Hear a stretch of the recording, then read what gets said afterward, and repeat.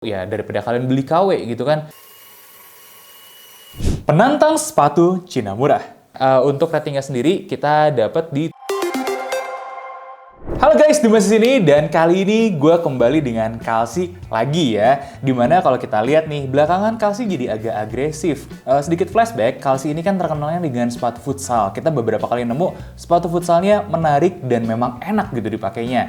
Nah, kemarin mereka udah bikin running, sekarang masuk ke basket. Nah, ada apa ini? Tapi menurut gue, ini adalah hal yang cukup bisa diwajarkan. Mengingat apa? Mengingat kuenya itu gede. Sekarang, market-market di kelasnya Kalsi ini itu lagi diserang sama brand-brand China gitu ya. Dengan harga terjangkau, dan ada juga barang-barang ya menarik lah sebenarnya buat basket dengan harga terjangkau. Nah, makanya Kalsi itu masuk ke sini di mana ceruk ini tuh nggak banyak dimainkan oleh pemain Indonesia saat ini, yaitu sepatu basket murah, terutama buat segmen anak-anak sekolahan. Nah, pertanyaannya, sebagus apa kalau Kalsi bikin basket? Sedikit dulu aja ya sebelum masuk ke sepatunya. Satu hal yang gue sadari, Kalsi itu mungkin belum menangnya di desain. Bukan berarti desainnya jelek, tapi coba kalian lihat di sini, ini desainnya sudah cukup eye-catching. Tapi namanya orang ya zaman sekarang ya senang banget, bener-bener desainnya harus begini, begitu, dan segala macam. Menurut gue, dari hal-hal yang udah kita temukan nih dari tes lab kita, Kalsi itu sebenarnya cukup jempolan, tinggal desainnya aja dimainkan. Karena dengan material-material yang bagus, detail-detail yang menarik, dia akan bisa take position yang sangat cakep sekali di market. Nah, kayak gimana sepatunya? Langsung aja kali ya kita gas bedah sepatunya.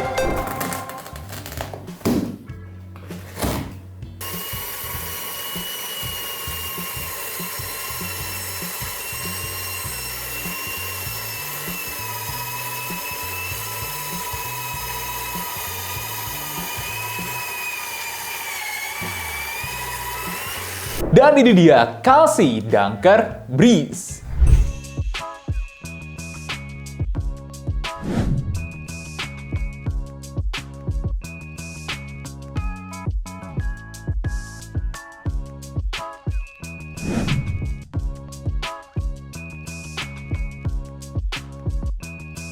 Oke, kayak biasa kita langsung bahas dari segi uppernya aja. Nah, kalau kalian udah lihat Kalsi Running kemarin, ada fiber mesh kayak gini nih ya. Yang ini mungkin terinspirasi dari brand luar juga, ada yang pakai fiber mesh. Nah, mereka juga pakai, dan gue curiga apakah ini akan jadi signature Kalsi yang terbaru. Karena selain bahannya cakep, memang secara siluet juga cukup menarik. Sebelum bahas ke mesh-meshan ini, gue mau bahas leathernya dulu. Dimana kalau kita flashback, kalau sepatu futsalnya Kalsi itu biasanya pakai leather sintetis yang bagus.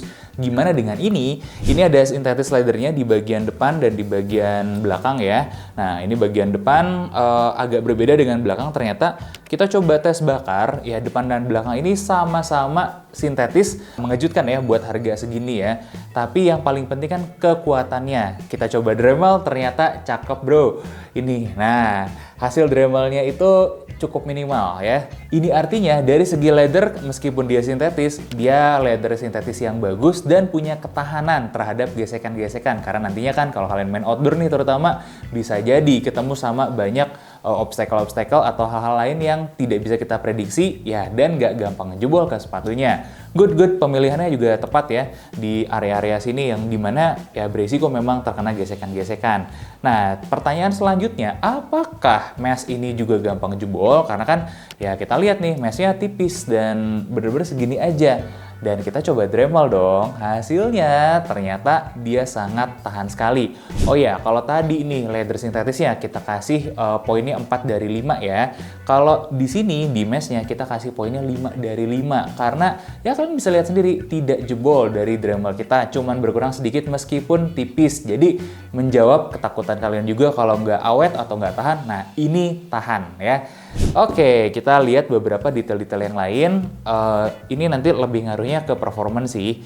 Ada hal menarik nih, ternyata dia pakai gazetted tong. Nah, gue kurang update aja kali ya sepatu basket. Gue baru sekarang nih lihat sepatu basket yang gazetted. Nah, kalau ada sepatu basket yang gazetted, kalian boleh komen di bawah juga ya. Diskusi juga nih, apakah dari segi pengalaman kalian anak-anak basket, gazetted ini membantu atau enggak? Karena kalau dari tester kita, nanti kita akan jabarkan, ini cukup membantu. Plus yang kedua itu ada hal menarik lagi nih. Jadi kalau kita ngomongin sepatu basket, biasanya kan butuh support-support di sini. Nah kalian nggak lihat kan ada support-support yang kayak gimana. Biasanya gue suka bertanya apakah ada lobang tambahan barangkali bisa bikin runner's knot buat extra supportnya, dan ternyata ada juga. Nah itu dari segi detail-detail uppernya, oh ada yang kurang. Nah gimana sekarang ceritanya kalau si uppernya ini, terutama bagian mesh ya, akan ketarik atau stretch gitu ya, dia bisa nahan sampai berapa nih, berapa kilogram force. Nah kita coba tes tarik, nah ternyata upper meshnya ini bisa nahan 3,14 kilogram force. Ya lumayan buat rata-rata kita standar aja ya, dan kita berikan poin 3 dari 5. Tinggal sisa satu nih, bagian dalamnya. Gimana dengan liningnya? Jadi kalau liningnya memang kita tidak punya ekspektasi apa-apa ya, karena tidak terlihat ini akan durable apa gimana. Ya ternyata bener di detik ke-9 dia jebol. Tapi tolong diingat, ini tuh bukan berarti sangat jelek, enggak ya. Jadi memang rest Dremel ini untuk make sure sejauh apa ketahanannya kalau kita keluar masukin sepatu, dan kerusakannya di mana dulu. Ya ternyata kalau dari segi upper, kerusakannya itu akan terlihat justru dari bagian lining dulu gitu ya. Tapi tidak berarti kalian kalau keluar masukin dalam sebulan, 2 bulan, 6 bulan bahkan akan rusak. Enggak, ini bisa jadi umurnya lebih panjang karena kan Dremel itu pakai amplas kasar ya. Nah kurang lebih kayak gitu. Dan buat upper sendiri ya, kita berikan rating 6,5 dengan catatan notesnya nih ya. Sebenarnya upper buat bagian leather sintetis dan meshnya itu bagus sekali. Dia yang kalah itu adalah di beberapa komponen-komponen yang lain. Jadi untuk ketahanan nih kita juga menemukan artinya kan dia bagus. Nah ini juga jadi pesan tambahan buat kalian, daripada nyari sepatu KW atau sepatu murahan gitu ya yang durabilitasnya juga nggak bagus. Nah mendingan ke merek Indonesia yang harganya juga memang udah murah di 500-an atau 500-an ke bawah si Kalsi ini, tapi kalian dapat durabilitas yang bagus. Lanjut kita bahas midsole-nya. Nah di dalam kita lihat insole memory foam, kemudian alas TA kayak begini ya, nggak ada yang spesial. Dan nah ini dia nih si midsole-nya itu, kalau identifikasi gue pakai busa ati, kalian tau nggak sih busa ati yang hitam-hitam kayak gitu? Nah itu, jadi dia empuk iya, tapi apakah cushionnya yang cakep banget, yang prima banget? Jujur enggak. Jadi dia cuman sekedar empuk seadanya aja akhirnya ya. Kalau kita cek dari segi durometer, kita dapat angka 16 HA. Jadi sebenarnya cukup empuk kalau by durometer ya. Dimana insole-nya juga nggak terlalu jauh, 15,5 HA, padahal dia memory foam. Nah aktualnya gimana? Nanti kita bahas di performance-nya. Kalau kalian butuh juga, ini steknya ya, tinggi belakang itu 32,8 mm dan tinggi belakang itu 21,3 mm. Ada tambahan lagi nih kalau kita identifikasi, di midsole ini ada bagian plastik, dan plastiknya itu cukup gede, cukup luas. Ini nanti fungsinya untuk support. Nah, ngaruh atau enggak kita akan bahas di belakang. Oke, kita lanjut ke outsole. Pertama ya, tebal outsole-nya sendiri 3,9 mm. Jadi cukup tebal juga. Gimana dengan kekerasannya? Kita dapat angka 59,5 HA. Artinya kita harus ngetes juga nih untuk ketahanannya kayak gimana. By the way, sebelum kita Dremel, kalian bisa lihat dulu nih. Ini alur-alur atau salur-salurnya itu cukup oke ya. Artinya ini menjanjikan untuk gripnya juga. Nah, sekarang kita Dremel dan kita dapat hasil itu dia berkurang 1,2 mm selama 30 detik, dan ini angka yang terbilang bagus. Makanya kita berikan rating untuk sole-nya itu 8 dari 10. Nah, rata-rata untuk material ya 7,25. Yang nggak kalah menarik sebetulnya adalah di konstruksinya. Nah, sekarang kita masuk gimana sih dengan lem-lemannya. Kalau kita flashback sedikit lagi, Kalsi itu memang sudah memposisikan diri sebagai pembuat sepatu sport ya, di mana saat itu sepatu futsal yang pertama kali kita bedah ya, dan di sepatu futsalnya pun konstruksinya sudah cukup menjanjikan. Gimana dengan basket yang di sini nggak ada kapsul nih, jahit-jahitan nggak ada tuh. Nah ternyata lem-lemannya, bonding-bondingan itu bagus. Nah, rapih, iya rapih banget. Dan kalau kalian tanya ke gue menemukan sebenarnya beberapa yang sedikit bleber tapi di clean up dengan sangat baik sampai nggak kelihatan lagi. Jadi ini thumbs up juga 2 nih ya. Apalagi kalau kita ngomongin soal kekuatan bondingnya, nah ini bagus banget nih. Satu, udah rapih ya. Dia nempelnya juga dengan sangat baik sekali. Mulai dari upper ke outsole nih bagian depan, upper ke midsole, midsole ke outsole, itu semuanya nempel dengan baik dan sangat rapi sekali, cakep. Nah, dengan mudah kita berikan rating dong 8 dari 10 ya. Oke, selanjutnya kenyamanan. Gimana dengan kenyamanannya? Kita timbang dulu, berat sepatunya 346,1 gram. Bukan sepatu yang ringan tentu saja, tapi buat kelas sepatu basket ini masih middle ya, masih tengah-tengah aja. Selanjutnya panjang solnya ini juga cukup menarik. Kalau klaim dari brandnya 27,8 mm, angka yang kita dapatin 27,5 cm. Di lebar boxnya, lebih tepatnya sebenarnya di bola-bola ya, itu adalah 101,1 mm lebar loh. Jadi buat kalian yang biasa pakai sepatu-sepatu yang narrow, ya saran kita sih memang sudah indikator harus downsize nih. Kenapa? Karena nanti fittingnya akan kurang oke ya. Padahal kan harusnya nge-press dan fittingnya baik sekali nih. Nah, tapi kalau kalian salah ukuran, jadinya kurang aja nantinya ya. Instepnya juga ternyata cukup tinggi di 70,8 mm. Nah, dia kan tipenya gazetted, jadi cenderung diem kayak gini aja. Kalau kalian kencengin bisa. Nah, tapi kan jadinya apa namanya tuh? Kayak begini nih. Ya bisa, intinya sih masih bisa aja kalau dikencengin ya si instep ini. Karena kan instep 70,8 ini terbilang lumayan ya, lumayan tinggi. Jadi buat yang instepnya rendah, memang harus dikencengin banget, tapi mungkin akan ganggu nih karena gazetnya di dalam akan apa namanya, ada ekstra bahan yang ngelipet kayak gini. Apakah minus? Nggak juga kalau menurut gue, nggak masalah. Yang penting adalah nemu sizing yang pas ya. Coba dipertimbangkan dulu, jadi kalian sebelum beli ukur-ukur dulu nih kalian. Kalau lebarnya terlalu lebar ini, artinya udah jangan ambil size kalian biasa, langsung turun aja ya, biar dapat kenyamanan dan fitting yang paripurna. Beberapa hal menarik juga soal kenyamanan. Tadi gue udah singgung sedikit ya soal gaset ini. Cukup bagus sebenarnya karena dia membantu supportnya. Dia itu supportnya adalah yang di sini aja nih. Kalau kalian ingat mungkin di bedah-bedah sebelumnya gue sempat ngobrolin soal Jordan yang dari waktu ke waktu supportnya berubah, kan ada di depan sini, di tengah, sampai bahkan di atasnya gitu kan.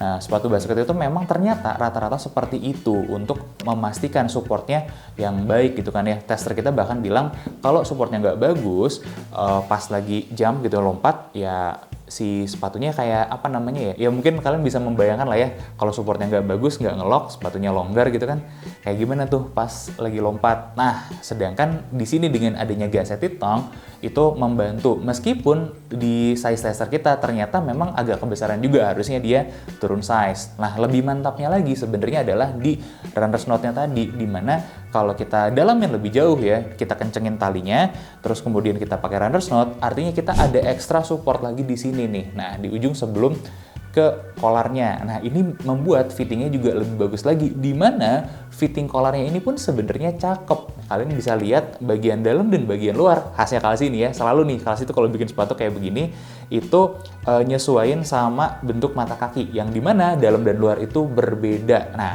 udah diperhatiin loh. Kalau kalian beli sepatu KW tuh nggak ada kayak begini-begini, bos. Beberapa catatan aja, cushion sepatu ini juga tidak maksimal ya, karena kalian bisa lihat sendiri ini busanya busa ati. Makanya kalau kalian mungkin ambil posisi-posisi yang sering lompat dan mendarat, ya nggak banyak bantuan apa namanya dari bantalan sepatunya di sini gitu kan ya. Tapi nggak berarti sakit juga. Dari situ kita berikan rating kenyamanan itu 7 dari 10. Ngomongin performance, kita cek dulu nih ya, gimana gripnya di lantai yang licin ya. Ini asumsikan kalian main di lapangan yang licin, ternyata ini gripnya sangat oke sekali. Dicit ada nggak? Jelas, dicit ada. Gimana kalau permukaannya basah? Nah, di permukaan yang basah, gripnya itu ternyata masih ada sedikit. Jadi kalau kalian mainnya nanti agak di outdoor nih, yang becek-becekan, yang basah-basahan, ya seenggaknya masih cukup reliable lah ya si gripnya ini.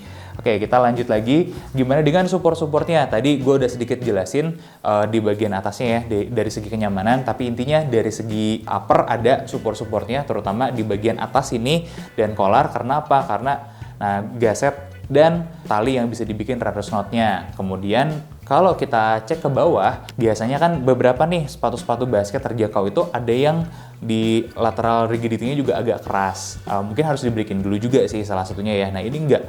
Ini bisa ada kekerasan dan kekakuannya karena memang harusnya seperti itu buat membantu tuh springnya sedikit ada. Nah, tapi dia nggak keras. Jadi intinya kalau kalian harus nekuk-nekuk banyak kakinya, ini oke ya. Nah, kita masuk ke torsional rigidity nih, tengah-tengah. Ini torsional rigidity-nya ada, cukup ya, dan baik. Sudah sangat baik. Yang bagus lagi itu adalah heel cup ininya ya, supportnya. Jadi di beberapa elemen-elemen di sini sudah bisa dipastikan kalau overallnya good dari segi support. Nah, pertanyaan selanjutnya adalah gimana dengan ketika kalian main nih harus ngerem samping, bakal ngerol nggak kakinya? Ternyata enggak kalau dari pengalaman tester kita. Kenapa? Ada dua faktornya. Satu nih ya, faktor bagian sininya, ini kan agak lebar ya. Nah, bisa berjalan atau berfungsi dengan baik. Terus yang kedua, nah, bagian sini nih, ini kan adanya di luar ya, ini cukup baik juga dalam menahan atau support kaki kita, terutama saat lagi rem-rem samping. Nah, mungkin buat kalian nih yang banyak syuting dan kemudian habis syuting nih, landing, ini cushionnya karena tidak terlalu kerasa, bukan sepatu yang terbaik. Nah, maju lagi sedikit, untuk siapa sih sepatu ini? Akhirnya kalau menurut temuan tim kita, untuk hampir semua posisi bisa ya. Jadi ini adalah sepatu all-rounder ya untuk all position gitu kan ya. Nah, pertanyaannya gue juga pengen diskusi nih sama kalian. Beberapa di tim kita tuh bilang kemungkinan memang ini lebih cocok untuk point guard kalau dari seluruh posisi. Tapi apakah bener atau enggak? Yuk kita diskusi aja, karena ya itu tadi ya, gue bukan orang yang mendalami basket, tapi seenggaknya hal yang bisa gue temukan di sini adalah ini sepatu secara support itu sudah baik sekali. Dua adalah ketahanannya juga sudah baik sekali. Tinggal memang tidak ada karakter yang sangat menonjol sekali nih dari sepatu ini untuk support posisi-posisi tertentu. Itu aja sih. Nah, kalau ditanya improvementnya akan seperti apa, menurut gue sih sebenarnya sederhana. Dia itu improvementnya adalah gimana memainkan teknologi cushion yang ada di misalnya ini. Gimana menurut kalian ya? Menurut gue sih sangat-sangat akan jadi overkill banget nih kalau Kalsi nantinya bisa bikin ini jadi lebih menarik. Apakah energy return-nya jadi bagus, atau karakter yang misalnya shock absorption misalnya ya. Jadi habis lompat mendarat gitu enak, impact-nya nggak terlalu berasa ke badan, ke kaki kita. Nah, itu aja teman-teman ya. Kalau buat ratingnya dari segi performance kita berikan 7,5. Jadi bukan sepatu yang jelek loh, sama sekali bukan sepatu yang jelek.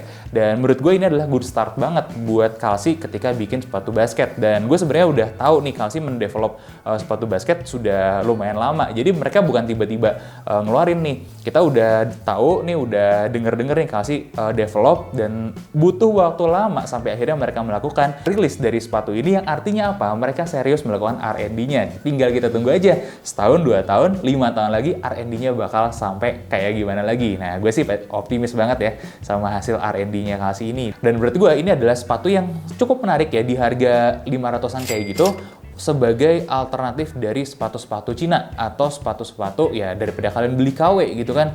Ini banyak hal sudah positif sekali di sepatu ini. Oh iya, tambahan terakhir, mungkin dari segi teknologinya, price point gitu kan, dan banyak hal-hal yang ditanam di sini.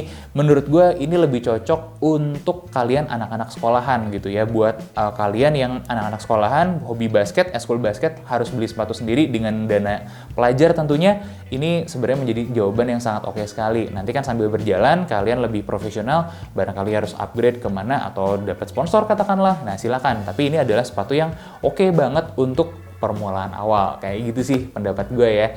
Nah, untuk ratingnya sendiri kita dapat di 7,43. Gimana menurut kalian, setuju atau enggak sepatu ini? Dan menurut kalian apalagi yang bisa diimprove nih sama Kalsi di sepatunya? Siapa tahu nih Kalsinya nanti nonton dan ini bisa jadi bahan R&D selanjutnya. Kita tunggu ada inovasi apa selanjutnya dari Kalsi, dan jangan lupa like, comment, dan subscribe. Sampai ketemu di bedah sepatu selanjutnya.